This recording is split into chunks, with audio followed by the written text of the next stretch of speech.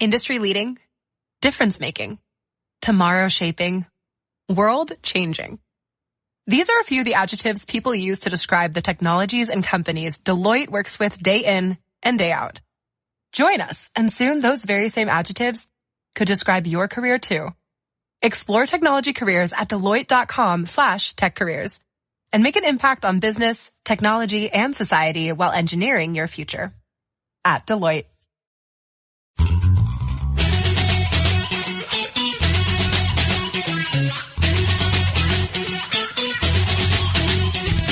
Live from multiple locations via the miracle of Skype, it's the LTN Hour. Let's talk NASCAR with your host, Todd Bailing. Co-host, Ed Kaluka. Featuring dangerous Dan Margetta. And Brian Schmidt. LTN is a caller-driven program, and your participation is encouraged by calling 414-421-7901. That's 414-421-7901. Now, the creator and host of the fastest hour in radio, Todd Bailing. And welcome to the program. Glad you could join us. We're getting ready for yet another road course on a track that is the most famous oval track in the world. I know it doesn't make any sense, but we're doing it anyway for some reason. And if I'm the only one that thinks that, let's go ask Kevin Harvick what he thinks. It's an embarrassment. That's what he said. I don't think it's an embarrassment, but either way, we're racing on a road course. And Tyler Reddick, noted road course racer after his big win at the former NASCAR track here in Wisconsin, Road America, turned a 99.378 mile per hour lap. Todd Bailing, coming to you from the scoring tower at Dells Raceway Park, joined by my three partners, starting with Ed Kaluka of West Bend, Wisconsin. Morning, Eddie. Good morning. Just glad to be here. And Dan Margetta and Brian Schmidt are both on the road. Where are you guys? We're actually in Pontiac, Illinois, which is right down from the Fairbury Speedway, which they had the big Prater Classic last night, World Outlaw Late Model Race.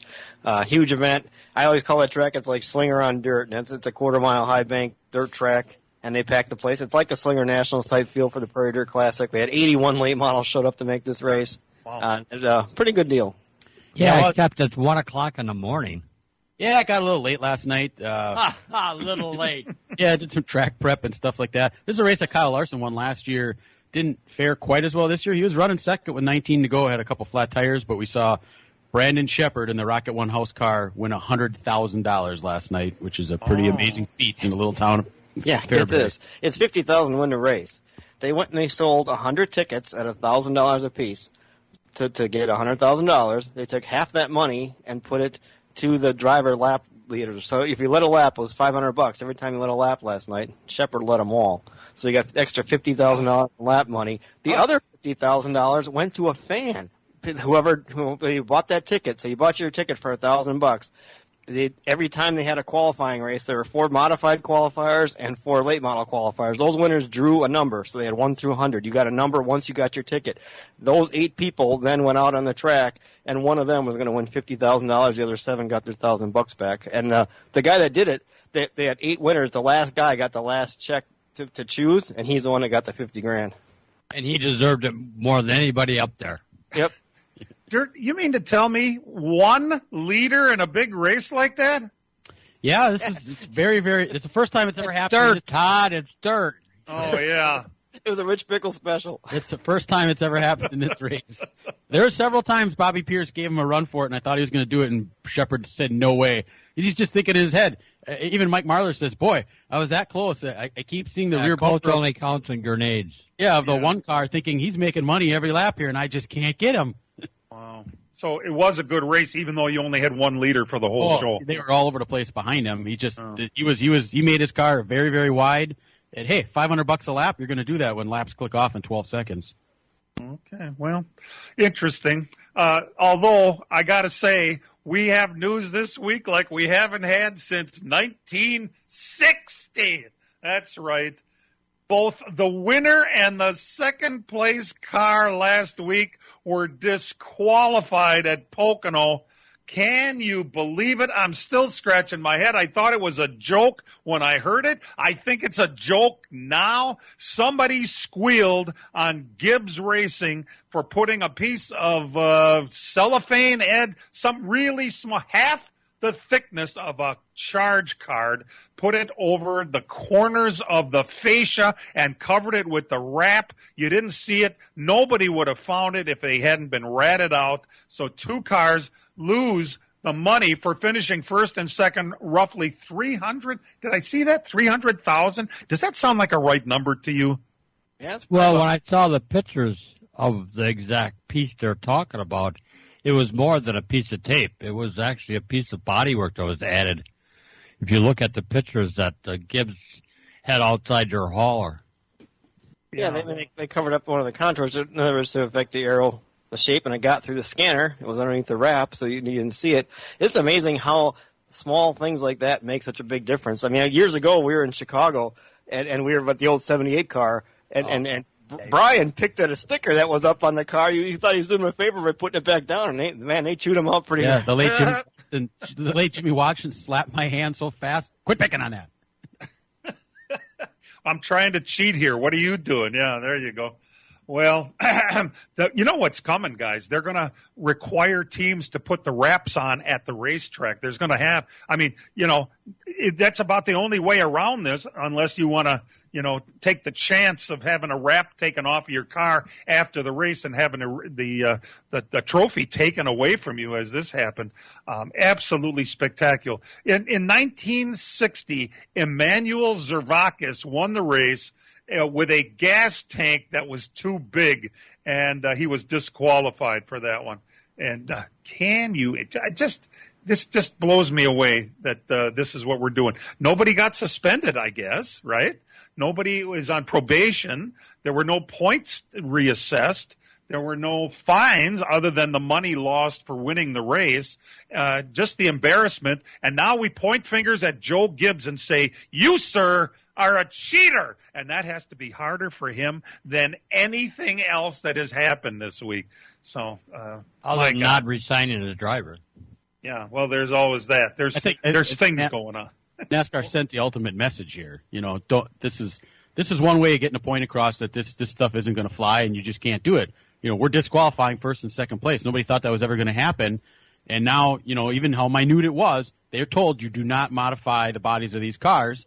So they tried to do it. They tried to get by with something. And you don't need to mess around with all those other penalties when you simply disqualify them because you took all their points away and you took all their money away and you embarrassed the hell out of them. So what about the 34 car? Yeah, $100,000 penalty and 100 points, and the crew chief kicked out for 4 weeks for modifying. The quote is now what it actually goes down as the rule is modifying a single source supplied part. And what we hear is that they took body filler and put it in the seams on this car. Isn't that every bit as bad, if not worse, than modifying a little piece on the front of a fascia? Yes, I agree. Well, then why did they not take the 34 car and put him at the back just like the 18 and the 11? 100 points is more than that, Todd. Yeah. That's right. Yeah, and they found that car. Right. He was a random car, right? Because you take the top 5 they tear down, and then they take some random cars, and he just happened to be the random car. And that's they found that. The question I would have is, what are we going to do about these wraps? If it is so easily concealable, all you got to do is cover it with a wrap. Are they going to start routinely ripping wraps off of cars, or are they going to make you install a wrap after an initial inspection at the track? What do you think is coming? I think that's why they're firing off with these penalties. These penalties are going to stop them to do it. I mean, are you going to risk it in the playoffs? Doing anything, having a piece of tape on there, where if they happen to find it or someone squeals you out, you're going to be disqualified? I mean, can you imagine in Phoenix being disqualified in November? I mean, I think that's why these penalties are so severe to deter them from doing it. Yeah. I mean, I might agree. But, Ed, do you think that they're going to make them put those wraps on at the track? No, I think Brian's right. They're going off the fear factor. Yeah, well... I can't imagine how smart these guys are. Remember when they figured out that you paint your car flat black, the scanner don't see it right, and everybody figured that out, then they had to spray that fluorescent spray on the car through there. I mean, think that was before they had these rules, though. Right. Well, they always find a way around them. Every time you have a rule, somebody's smart enough to try to get one by. If you'd like to call the program as we're getting ready to do our first break, you can do so at 414-421-7901. Give us your take on the cheating Joe Gibbs cars, and we'll be back. It's one of the most incredible weekends of sports car racing in the world at Road America, America's national park of speed. IMSA Sports Car Weekend is August 4th to the 7th. Bring the entire family. Kids 16 and under are free with paying adults. Tickets and more at roadamerica.com. From racing engines to street engines, long blocks to turnkey packages, or complete custom engines, just ask and Wagner Automotive can fill your needs. All backed by many years of racing experience. These years of experience have provided reliability and performance that customers need to win races. Wagner's has been building championship-winning engines for top teams from NASCAR to short tracks in your backyard. This expertise has carried over to street engines they supply to top custom car builders. The Wagner Company, in the heart of Wisconsin, is outfitted with the state-of-the-art machinery necessary to design, manufacture, build, and test custom engines and their accessory parts. Dyno services are independently available for anyone needed to test their engine. Wagner's Company can also provide you or your company with production CNC machining or welding services. All your questions and requests are handled personally by Casey Wagner. Just give us a call at 920-394-3557 or visit our website at WagnerAutomotive.com. This Saturday is Kids Autograph Night at the Fair Park in Plymouth. Checkered flags and backpacks provided by Hoff Farms. A perfect backpack for school. Also, the Wall of Fame inductees will be introduced during intermission. Join the late models, sprints, Grand Nationals, and B-Mods for exciting racing. Saturday, August 13th, Junior Fan Appreciation Night. Kids 15 and under enter for great prizes. Gates open at 4:30, racing at 6. We'll see you there. The summer heat is on, and PMF Landscape Supply in West Bend has everything you need with fresh mulch arriving daily. From premium hardwood mulch to hemlock and pine bark to EnviroMulch in red, gold, chocolate brown, and black colors. PMF also has a large variety of decorative stone and granite, as well as field stone, topsoil, and compost. For all your landscaping needs, visit PMF Landscape Supply, 5470 River Road in West Bend. Call 262-338-8800. Or visit PMFlandscape.com. Friends of racing for many years. PMF Landscape Supply in West Bend. Sunday, July 31st. Start your engine! It's the Verizon 200 at the Brickyard. Chase Elliott, he's side by side with William Byron. Huge crash. Joey Logano in the wall. It was like 5, 6, 7 cars going off the racetrack. But the leader, Denny Hamlin, spins going into turn number 10. The Verizon 200 at the Brickyard on the IMS Radio Network. Coverage starts at 12:30 on Milwaukee's home for NASCAR, the Big 920. And welcome back to LTN. Glad you could join us. And I had a funny feeling we might have a couple of opinions about this. So let's immediately jump over to Bill in Portage, Wisconsin, listening on line 1. How you doing, Bill? Good. How are you doing? Excellent. Yeah, I had a question. Since they're only checking the two and the random one, how many times do you think a driver is sent out there with something they're fudging to see if it would work in the playoffs later on and just told not to finish in the top two? Actually, the top 5, I think, top 2 get torn down completely. Is that the top 5 go through it, and then they take 2 random cars outside of that? Like McDowell wasn't in the top 5; he was like a 7th or something like place car last week, and they just picked 2 random cars to go to get torn down on Monday or Tuesday, I think, right at the Tech Center. Yeah, yep, and that's why I think that's why the penalties are so severe. I mean, you're risking this now, so if you're going to go out and try to do this stuff, that's all fine and dandy. But if you get caught, you're going to be completely disqualified. Why would you risk that for what it's risk versus reward, and your reward, there's no reward if you get caught. If it happened at Phoenix in the championship race, it would be as much egg on NASCAR's face as it would be on anyone else. So they want to avoid that. I mean, let's scare the hell out of everybody and make them so they don't want to do this, I guess, right?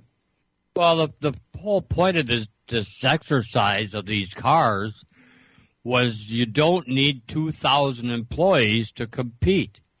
All these guys are out there trying to justify their existence in these shops. I got this idea. I got that idea. You can't touch the car. And you have to let those guys go and get these teams down to 50, 60 people like it was designed to work that way. And maybe it'll be all right then. All right. Bill, does that answer your question? Yeah. Thanks for calling. Thank you. We do appreciate it. And if you'd like to call, 414-421-7901. Lots of things happening. Kyle Busch, the most prolific free agent to come along in a very, very long time, is starting to worry, actually. He has said he will sign for under market value. This is not a surprise. It's a good thing he said that because he's going to have to sign for under his market value if he wants to race in NASCAR anymore. That's pretty much the thing. But instead of just waiting for Gibbs to find a sponsor, which, like Brian reported last week, Oracle was already agreeing to be the sponsor on that car and before they pulled out. Now we have to figure out, he's not waiting. He's talking to Tony Stewart and seeing, might that 10 car be available next year? It's still going to need a sponsor. They're still going to have to find one for him. And I guess right now that's the biggest thing that we can worry about for Kyle Busch. Where is he going to end up? He's at least not going to just sit and wait for Gibbs to come up with a sponsor. Well, the difference between Haas and Gibbs is Haas has got money from his industry, which supports the Formula One teams, and he's got the pocketbook, whereas Joe Gibbs is just a retired football guy. Yeah, and anyway, that market value, I mean, he's under the market value what he's currently under. I mean, the market value now is obviously lower than it was 4 or 5 years ago. I still can't see him signing for like pennies. I mean, he's still going to probably try to command a pretty decent salary. He's got pretty good credentials on the racetrack. It's his off-track stuff that kind of throws sponsors away, and I don't know why. I mean, if you used to be when you sponsored race cars because you wanted to go win, and Kyle Busch does win. I mean, he's probably one of the most talented drivers out there. I can't believe that nobody wants to put anything behind him, and they're all worried about, people don't like him. Well, so what? Yeah, who cares? Who really cares? Guys, don't you think that Toyota is going to come up with the money themselves, if nothing else? Well, it's their pipeline. That's the interesting part of this whole thing is, will Toyota step up or not? And the biggest new facet to this all is the fact that Ty Gibbs is getting a chance to run the Cup race. He ran last week, did fairly well for not even knowing he was going to race the car till less than 12 hours before. And now, because Kurt Busch can't race today, he's going to race again today. So if you start thinking about the scenario here and Ty Gibbs is able to hop in that car and do real well, Ty Gibbs is going to demand a heck of a lot smaller wage than Kyle Busch. I mean, heck, he's family. If you're crying out loud, Grandpa could say, hey, you want to go race this car? And figure out the wages later. So, and if he's able to produce as well he's not going to be as well as Kyle Busch right off the bat, you don't think, but look at how well the kid has done since. Then you got to think about, is it worth, on Gibbs' side, is it worth spending the money to bring in Kyle Busch when you have Ty Gibbs that you can just throw in that car? We all know Ty Gibbs is on the way up the roller coaster. Kyle Busch, we don't know. Kyle Busch is already on top, though. He's already on top, but is he starting to come down or not? I mean, look how quickly it happens. Just 2 years ago, Kevin Harvick won, 8 races? And he hasn't won since. So you can crash down really quickly. So, that's the part I think Gibbs is sitting there thinking about, well, what do we want to do here? Now that you have Ty Gibbs actually driving these cars and getting basically a free shot to see how well he does in these next-gen cars, that's big, I think. Well, not only did Harvick come out and say what he did about racing, and that he called it an embarrassment running a road course at, believe it or not, road course at Indianapolis. He also pulled NASCAR's pants down on how safe their new car is, because Kurt Busch is out for the second week, as Brian just said, and Ty Gibbs is back in that car again. Don't you think it might be an embarrassment that this new car is less safe, even after it was supposed to have been the latest thing, and that's where all the development went into to make sure this was a very safe automobile? Well, we shouldn't be real surprised by this, because if you remember around this time, maybe last year, weren't they doing some testing on these cars? And they had some dummies in there, and people were worried about the stiffness of them, and they didn't give when they wrecked. And just so happens we've gone this far without having any of those real violent wrecks. The restrictor plate crashes when the cars get upside down and such that they lose the energy, where you have a real vicious impact like we had with Kurt Busch the other day at Phoenix. That was the first time we've really seen one, and you see the amount of G's that he pulled on that. Now it opens your eyes. And said drivers were worried about it. Heck, this is why Ryan Newman isn't running this new car. He flat out said, I'm not going to get hurt in one of these new cars because I don't think they're safe enough. It's a very busy time of the year. Lots of things happening as we get ready to race at Indianapolis today on the road course. We'll come back and talk more about it after these messages. As a growing manufacturing company, we needed security solutions. We chose Bonafide because of the services they offer, pricing, and trusted reputation. But it's their outstanding service and support that convinced us we made the right choice with Bonafide. When businesses need security, they contact Bonafide Security Solutions. From locks and alarms to safes and surveillance, we do it all. We are Bonafide. We protect what you value. For your free security survey, call us today or visit BonafideSafe.com. Miller Sales and Service is the Midwest's #1 Bravo trailer dealer for customer service and satisfaction. Serving the area since 1939, Miller's is located on the corner of Highway 57 and K in Random Lake. As the Midwest's #1 Bravo trailer dealer, Miller's has all kinds of Bravo trailers from 8 feet to 48 feet in stock. They also have a selection of B&B utility and dump trailers, reliable and Chilton open aluminum and steel trailers. With over 50 pre-owned low-mileage cars, trucks, and SUVs, Miller's has just the vehicle you are looking for. Miller's also carries a full line of Alumacraft boats and Manitou pontoon boats, complete with Evinrude outboards. Why not buy from racers who know what racers want and need? With Miller's Sales and Service on the corner of Highway 57 and K in Random Lake. Call Jerry, Tom, or Brad Miller today at 920-994-4358. That's Miller's Sales and Service, 920-994-4358. See the stars and cars of the ARCA Midwest Tour, Battle of Valley, and Nation's Bet in the Ganrud Auto Group 250 this Tuesday night at WIR. $15,000 to win. Welcome back NASCAR Hall of Famer Matt Kenseth. See Southern Bad Boy, Florida's Stephen Nasse, Valley Champs Monday, JBO, Kendall, Bennett, Richard Petty Motorsports driver Eric Jones, Touring Stars, Farrell, Jankowski, Cornelius, Vandergeest, and Swanson, NASCAR Truck Champion Johnny Sauter, Tour winner Island, Mason, Summers, Monday, Wisconsin Hot Shoes, Casey Johnson, and Luke Fenhouse. NASCAR truck standouts Ty Majeski, Garrett Krause, and Carson Hocevar. Champions and challengers battling for 250 laps. Admission $25. 12 and under are free. Buy in advance at MidwestTour.racing. Matt Kenseth returns to WIR this Tuesday night, 6:30. The ARCA Midwest Tour. Midwest Trucks and Root Auto Group 250. Wisconsin International Raceway. It's the biggest race of the year, and you just gotta be there. This week on NASCAR Live, Christopher Bell joins us. We are solely focused on the 7 points available week in and week out. That's the 2 for the stage wins and then the 5 for the race win. So ultimately, if we can win the stages, we need to win the stages.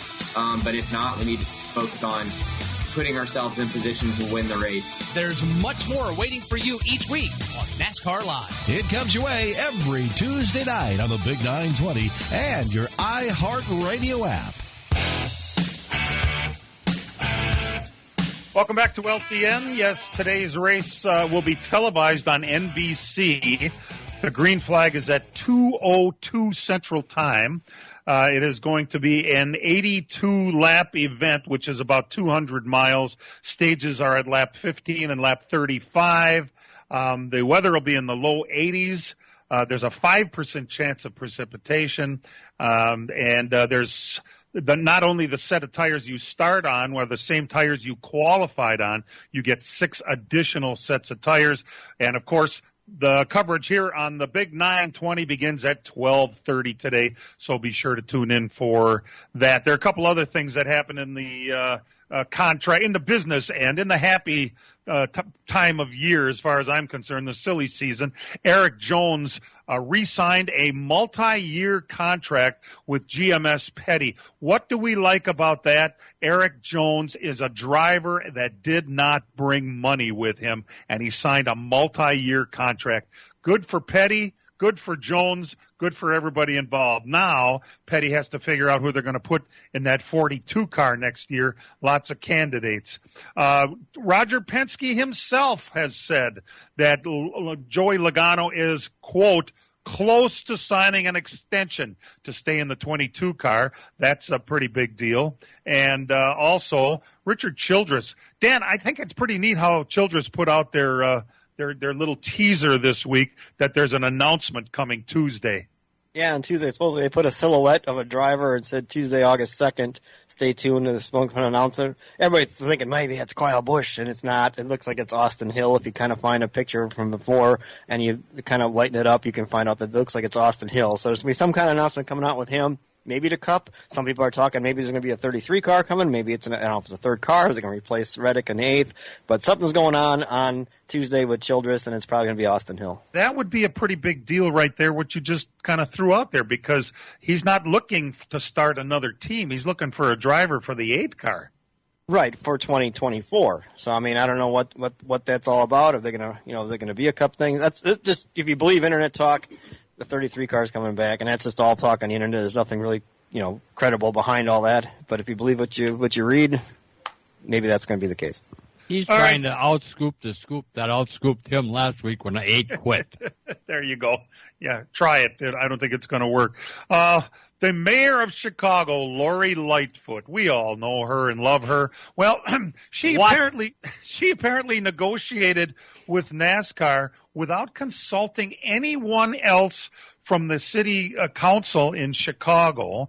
And she came up with the deal herself, which apparently, I don't know where the numbers came from, but it comes out this week that it was NASCAR paid $500,000. Sounds like a lot to you and me. It's not a big amount of money. They're also going to give up $2 a ticket and 15% of concessions and merchandise to the city of Chicago. In the meantime, they're going to shut down Grant Park, or a portion of Grant Park, for 2 weeks. Plus, Chicago has to come up with new infrastructure, repave the roads and get them ready for racing, provide security, provide traffic control. I'm not sure how this is going to be a good thing for Chicago. The numbers that are thrown around don't add up, and the city councilmen are pretty pissed off that nobody talked to them about this and about the negotiation. She just jumped out front with the NASCAR people and did the announcement, and it was a pretty big deal. Suddenly, and I know, Brian, you're all excited. You seem to think there's an outside chance. This means that Road America is still going to be under consideration if the city council nixes it for next year. Well, you never know. I mean, also note that Lollapalooza has their big concert in there every year. They pay $7.8 million every year to rent Grant Park for their concert. For a lot less time. Yeah, for a lot less time. So, I mean, the article is in the Chicago Sun-Times from the 29th, and if you look through it, I mean, there's aldermen that are irritated. There's aldermen that want to introduce legislation that empowers I will work with my colleagues to implement legislation that empowers the community. It's short-sighted not to seek input from the very people you represent in the front end. Alderman King says that, who is mulling a race. He wants to run against Lightfoot for the mayor spot also.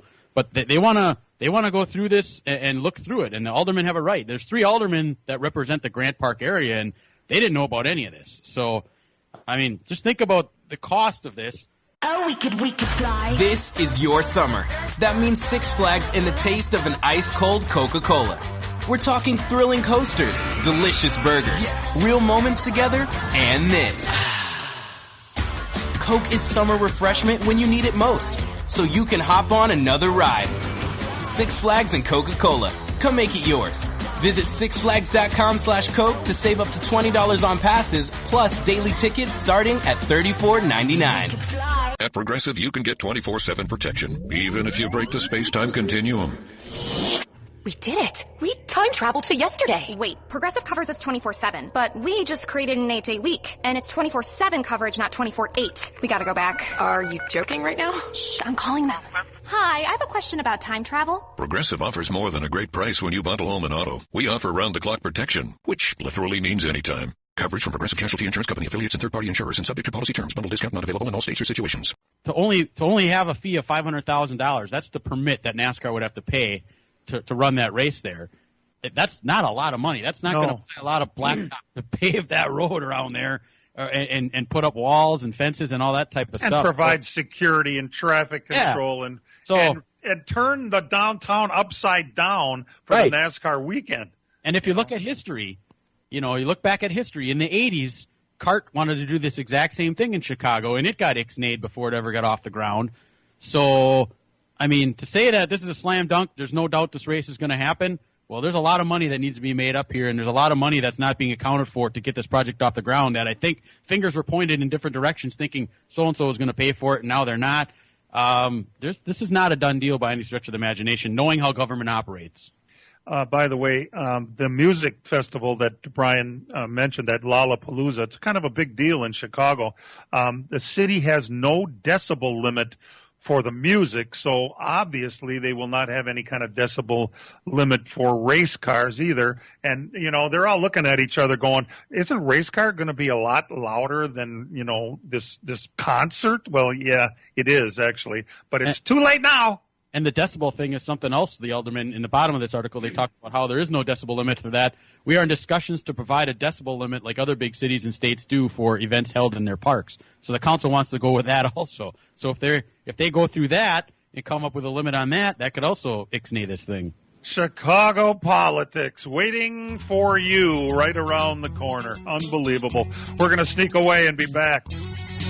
It's one of the most incredible weekends of sports car racing in the world at Road America, America's national park of speed. IMSA Sports Car Weekend is August 4th to the 7th. Bring the entire family. Kids 16 and under are free with paying adults. Tickets and more at roadamerica.com. As a growing manufacturing company, we needed security solutions. We chose Bonafide because of the services they offer, pricing, and trusted reputation. But it's their outstanding service and support that convinced us we made the right choice with Bonafide. When businesses need security, they contact Bonafide Security Solutions. From locks and alarms to safes and surveillance, we do it all. We are Bonafide. We protect what you value. For your free security survey, call us today or visit bonafidesafe.com. See the stars and cars of the ARCA Midwest Tour, Battle of Valley, and Nation's Best in the Ganrud Auto Group 250 this Tuesday night at WIR. $15,000 to win. Welcome back NASCAR Hall of Famer Matt Kenseth. See Southern Bad Boy, Florida's Stephen Nasse, Valley Champs Monday, JBO, Kendall, Bennett, Richard Petty Motorsports driver Eric Jones, Touring Stars, Farrell, Jankowski, Cornelius, Vandergeest, and Swanson, NASCAR Truck Champion Johnny Sauter, Tour winners, Island, Mason, Summers, Monday, Wisconsin Hot Shoes, Casey Johnson, and Luke Benhouse. NASCAR Truck Standouts, Ty Majeski, Derek Krause, and Carson Hocevar. Champions and challengers battling for 250 laps. Admission $25. 12 and under are free. Buy in advance at MidwestTour.racing. Matt Kenseth returns to WIR this Tuesday night, 6:30. The ARCA Midwest Tour, Midwest Trucks, and Root Auto Group 250, Wisconsin International Raceway. It's the biggest race of the year, and you've just got to be there. The NASCAR Xfinity Series. Waiting for the green flag to go in the air, and it does. Returns to the Irish Hills of Michigan. Trouble off turn number 3, hard hit to the inside wall. As the race to the playoffs continues. To the checkered flag they come. Final dash to the checkers. Going to the inside of the track. First one to the finish line is Noah Gragson. It's the New Holland 250. Saturday afternoon. Coverage starts at 2 on the Big 920 and your iHeartRadio app.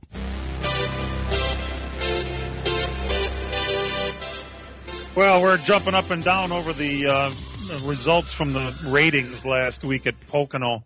First of all, Pocono itself had the best attendance of any race in 12 years.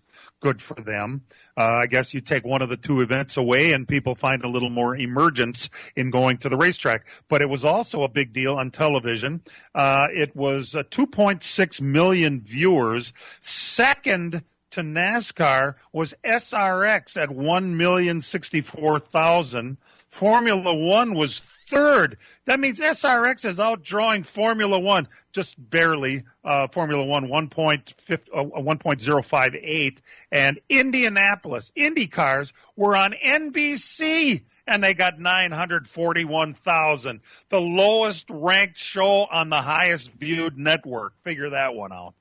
So, where is that going? I'll tell you what, the numbers are turning in NASCAR's favor, and good for them, and good for us, and good for our sport. Well, Formula One got a big bump from that Netflix series, that Drive to Survive, which was pretty good. NASCAR's trying something similar. I don't know if you saw that. Starting in September on the USA Network, there's going to be a show. I can't remember what it's called now, but it's kind of the same kind of reality type deal. We're going to have an uncensored, well, it's going to be censored obviously because it'll be on regular TV, not on something you can buy.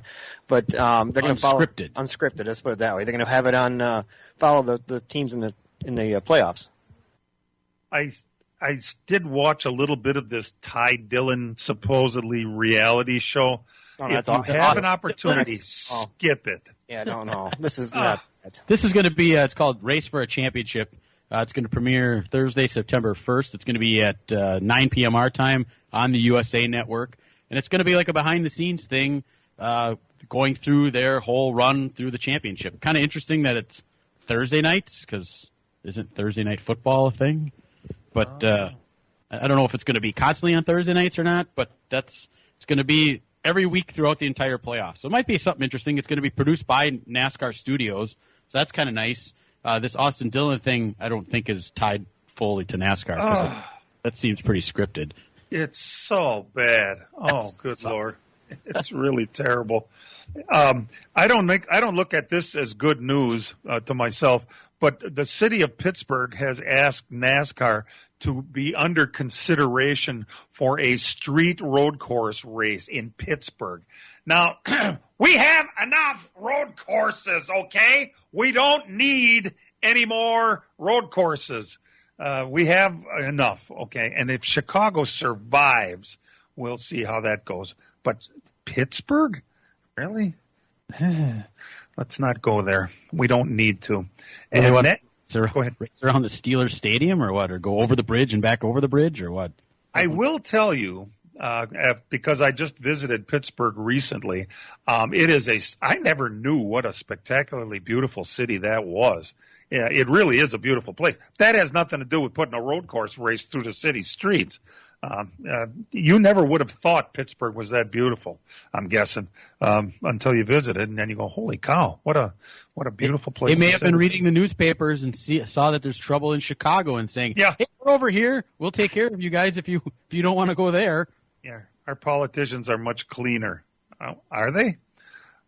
Hey, NASCAR, all these teams that are scrambling around to find sponsors, as we have seen over the last couple of years, NASCAR themselves are in that position.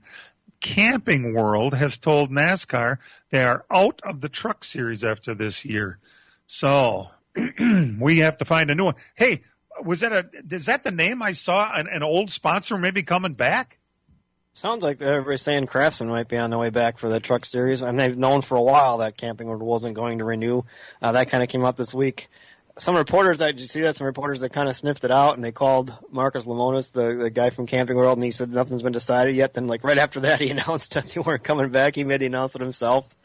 So it's looks like they've known for a while it wasn't going to be that way. He claims that they're going to take the sponsorship money and give it back to their employees. That's how he. Sure he is. Yeah, right. Yeah. By the way, Craftsman, when they were the original sponsor of the truck series, but at the time it was owned by Sears. Craftsman is no longer owned by Sears, right? It's its own company. I'm not even sure who owns Craftsman. Either way, it's not the same Craftsman as we knew and loved way back in the day. So interesting right there. Man, oh man, lots of things going on today. The Cup race purse is $8.67 million.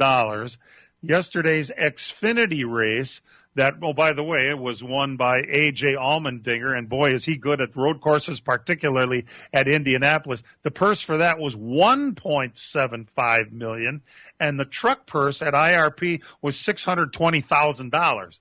And in that race, I was positive that Ty was going to win his first race.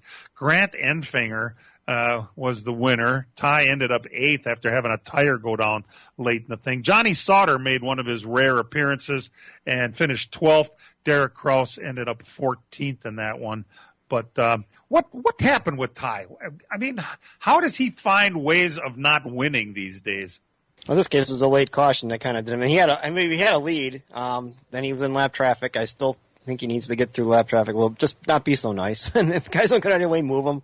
Grant Enfinger had run him down right before the late caution, but then Carson Holsevar right-reared Krause's teammate, what's his name, Colby Howard. And it caused the caution, and then they came in, and Ty's team took 2 tires, Enfinger took 4, a bunch of trucks stayed out, and Enfinger was able to drive through them and get the win. Ty couldn't, he finished 8th. It gets a little frustrating, although Ty has maintained his good attitude. He's still solid in the points, and that first win, if he's been saving it for the playoffs are here. Let's get her done. We know he is capable. Any of us who have watched him race on the short tracks of Wisconsin know the incredible talent he is. It's amazing that you have that take on Ty's patience in traffic and not moving cars that are a lap down, when he wasn't afraid at all to run the 24 car William Byron high at Slinger Speedway, trying to win a race there. So, what is it going to take? He's this close to winning his first race. We all know it. We all know he has the talent to do it. I think he has the talent to be the Truck Series champion as soon as this year. But things are going to have to change a little bit, and time's running out on the season. So let's hope that happens. It's fun to watch. Let's see. Oh, the 24 car. Oh, how about this? They pulled the hauler in at Indianapolis, and there was a fire in the hauler. They had to call back to Charlotte and have them ship out a backup. What happened there, Ed? The air conditioning unit caught on fire in front of the truck. That's what it was, and it destroyed front of the hauler. Destroyed the hauler.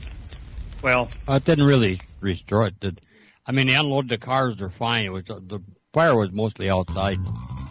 Oh, beautiful. Good deal there. We're going to be back with some results. Hang in there. Miller Sales and Service is the Midwest's #1 Bravo trailer dealer for customer service and satisfaction. Serving the area since 1939, Miller's is located on the corner of Highway 57 and K in Random Lake.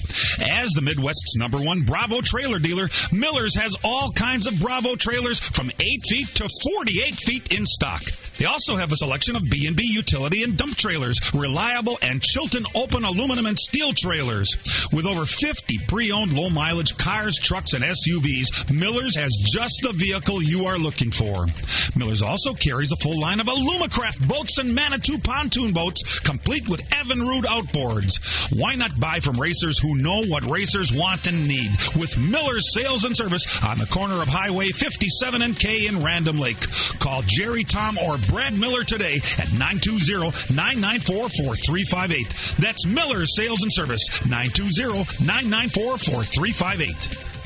It's one of the most incredible weekends of sports car racing in the world at Road America, America's national park of speed. IMSA Sports Car Weekend is August 4th to the 7th. Bring the entire family. Kids 16 and under are free with paying adults. Tickets and more at roadamerica.com. The summer heat is on, and PMF Landscape Supply in West Bend has everything you need with fresh mulch arriving daily. From premium hardwood mulch to hemlock and pine bark to EnviroMulch in red, gold, chocolate brown, and black colors. PMF also has a large variety of decorative stone and granite, as well as field stone, topsoil, and compost. For all your landscaping needs, visit PMF Landscape Supply, 5470 River Road in West Bend. Call 262-338-8800 or visit pmflandscape.com. Friends of racing for many years. PMF Landscape Supply in West Bend.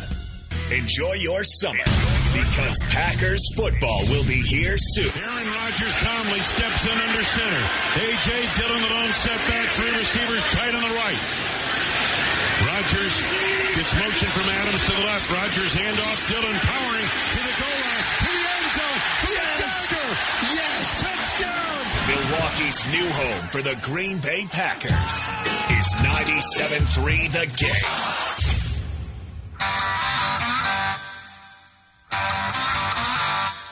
And now the LTN Hour presents Dirt on the Dirt with Brian Schmidt. Another full week of dirt track racing across the country here. We'll start Monday up in Indianapolis, Indiana. The USAC Amsoil Sprint Car Series Indiana Sprint Week continued on. And on Monday night, C.J. Leary was your feature winner. Also Monday night in Boone, Iowa, the World of Outlaw Case Construction Late Model Series was there. $20,000 to win on a Monday night. That's the second week in a row they did that. $20,000 to win on a Monday night. Incredible. And Jonathan Davenport took home the money there. On top of his what did he win the week? He won $53,000 on Sunday night. So he had a really good Sunday and Monday. Most people don't make $73,000 in 2 days. That's pretty impressive. Tuesday night, Kokomo, Indiana, another night of Indiana Sprint Week. This one was Justin Grant was your feature winner. Also Tuesday in Davenport, Iowa, the Mars Dirt Car Series was there for $10,000 to win. Holker Trucking, 50 Hudson O'Neill was your winner there. Thursday night in Putnamville, Indiana, the Lincoln Park Speedway for the Amsoil Sprint Week. Oh, we could fly. This is your summer. That means Six Flags and the taste of an ice-cold Coca-Cola. We're talking thrilling coasters, delicious burgers, real moments together, and this.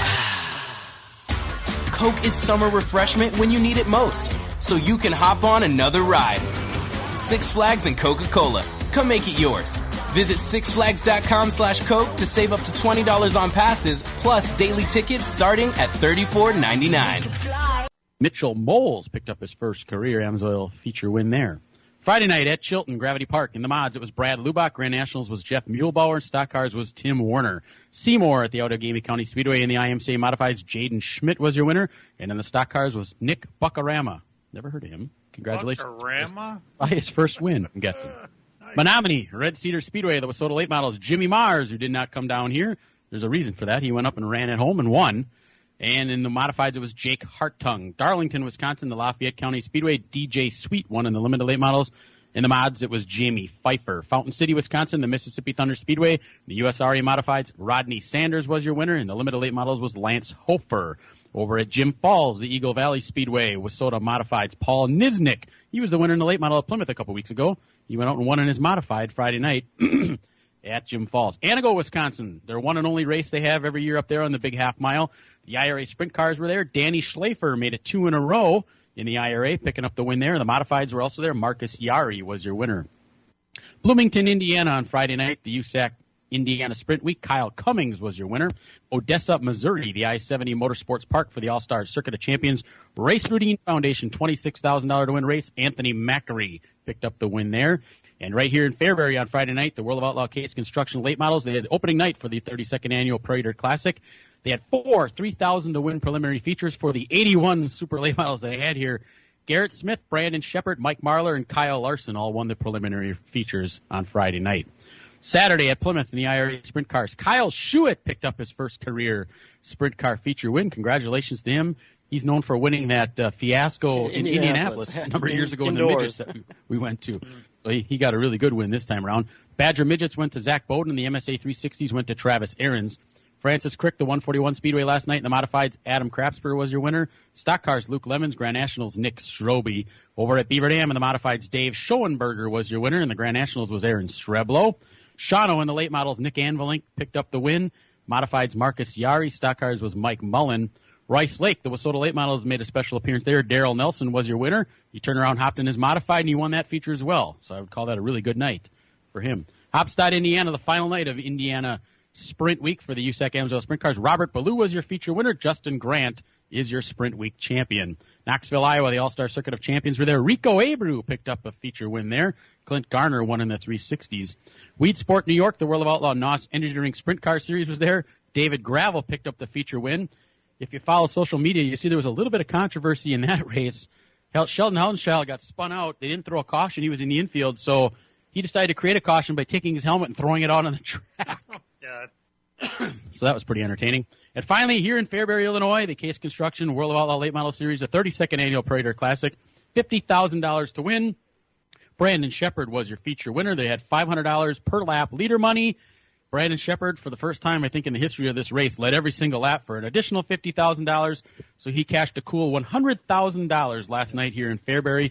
The undercard was the UMP Modifieds, and Mike McKinney won a thriller over Nick Hoffman for $5,000. And at 1 o'clock in the morning last night, we all went down to the bank here in Fairbury, as is the tradition, and they cashed the check and got the money bags, and the crowd was going crazy. And the town people love it. They come out and they support it, and the police escort them right to the bank. It's pretty cool. Yep. This is quite the picture. And her picture is no teller in the bank. Well, she got in there eventually because she was on the intercom telling him to smile more in the pictures. Oh, that's hilarious. How far is Fairbury? About 3 hours from the Milwaukee area. Yeah. Okay. All right, interesting. All right, we have some results for you from around the world of asphalt racing. We'll start with last Sunday. The ARCA Midwest Tour had a rain out from Saturday, and late in the race, Ty Majeski had him covered. Casey Johnson was tracking him down. Casey got into the back of Ty. Both cars spun, went to the rear. Jonathan Island won his first ARCA Midwest Tour race in some time.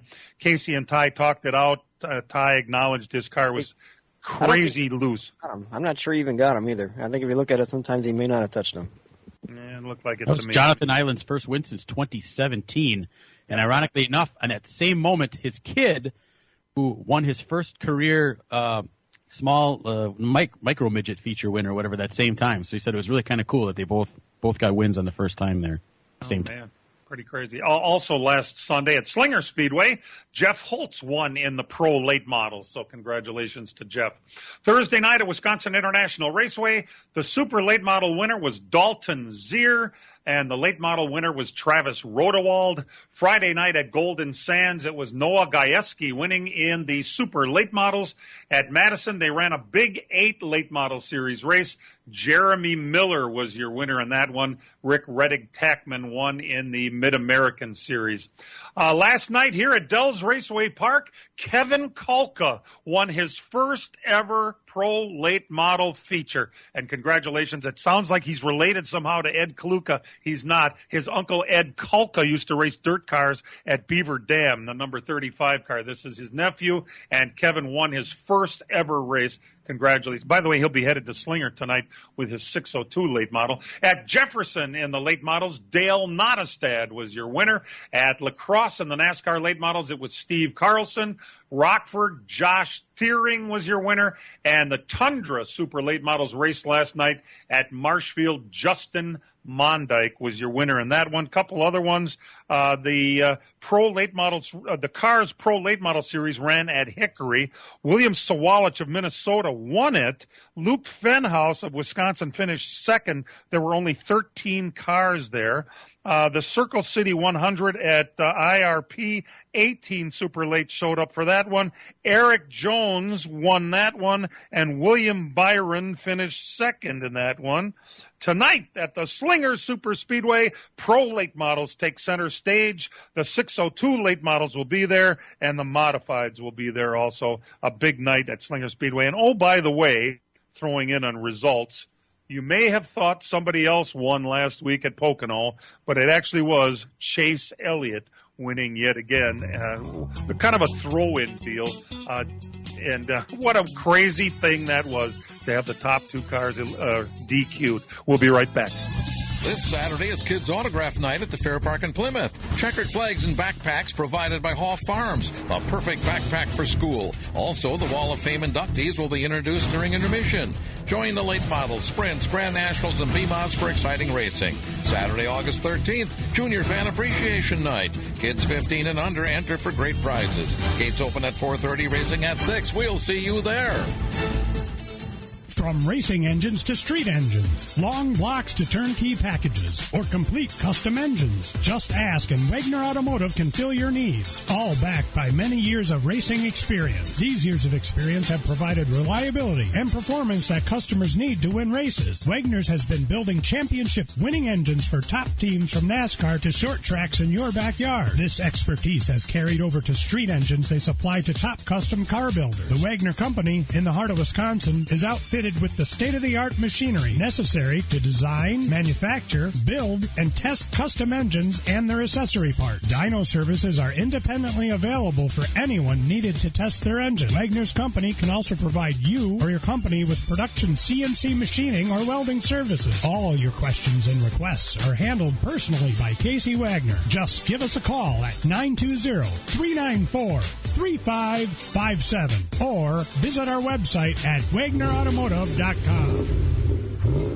It's one of the most incredible weekends of sports car racing in the world at Road America, America's national park of speed. IMSA Sports Car Weekend is August 4th to the 7th. Bring the entire family. Kids 16 and under are free with paying adults. Tickets and more at roadamerica.com.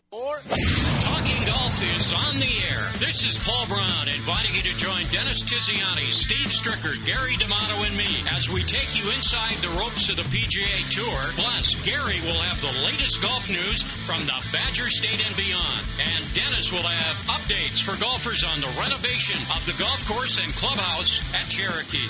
That's Talking Golf, Monday night at 6 p.m. on the Big 920, Milwaukee's sports station.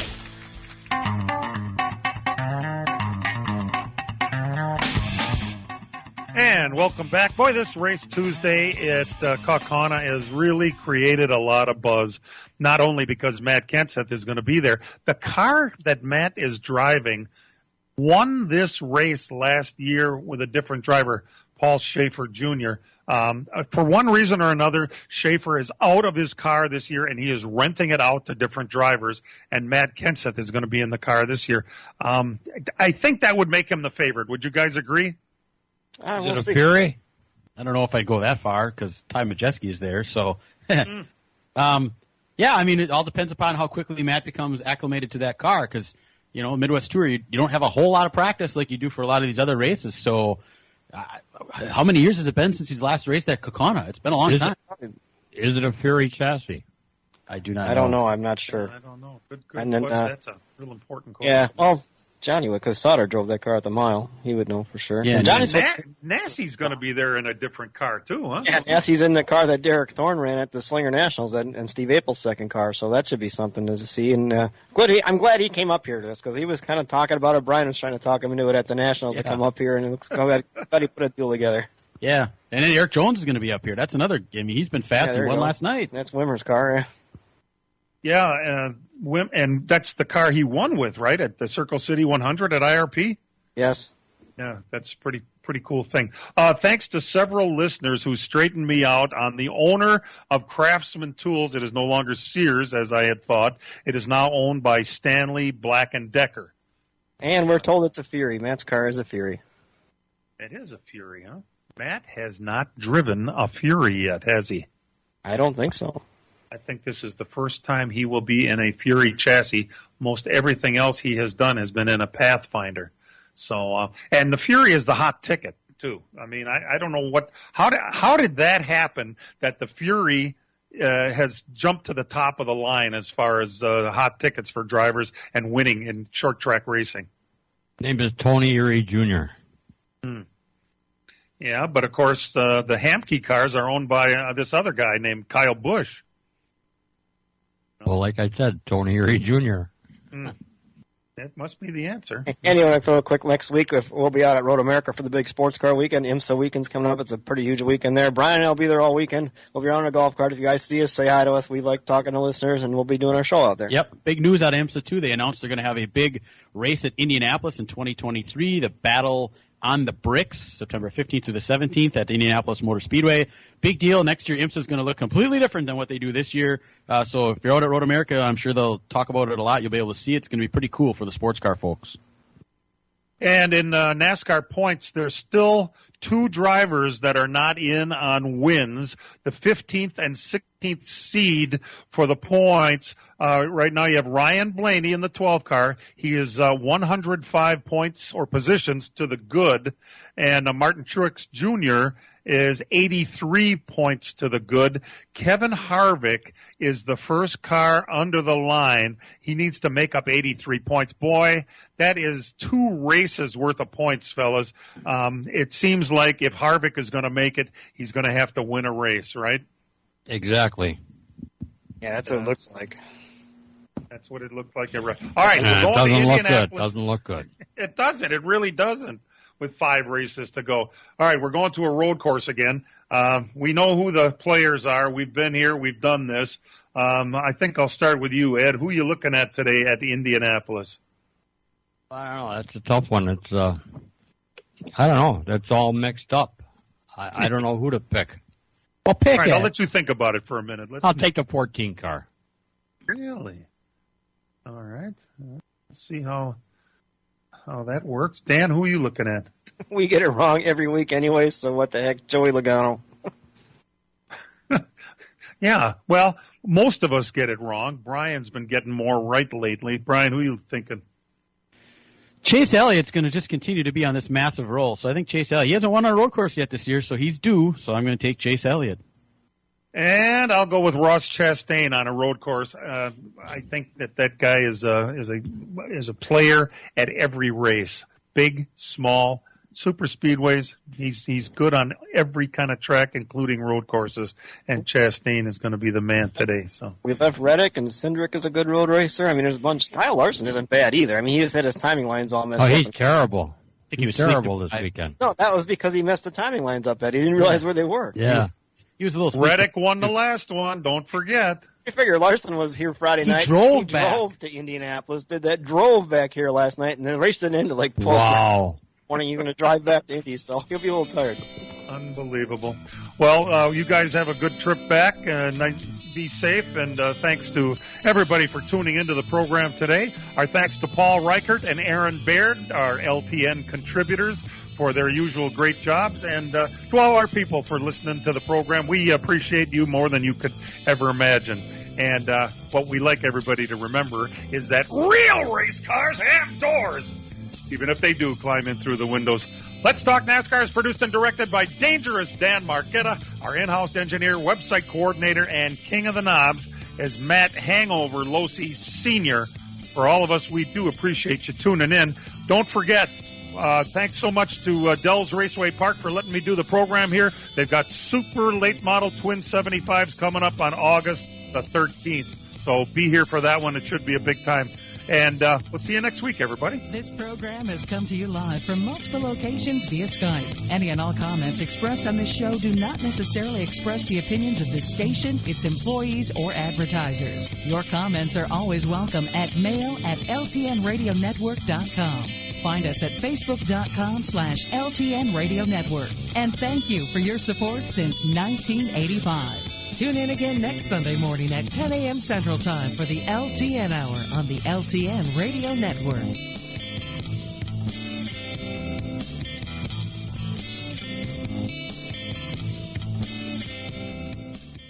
Oh, we could fly. This is your summer. That means Six Flags and the taste of an ice-cold Coca-Cola. We're talking thrilling coasters, delicious burgers, real moments together, and this. Coke is summer refreshment when you need it most, so you can hop on another ride. Six Flags and Coca-Cola. Come make it yours. Visit sixflags.com/Coke to save up to $20 on passes, plus daily tickets starting at $34.99.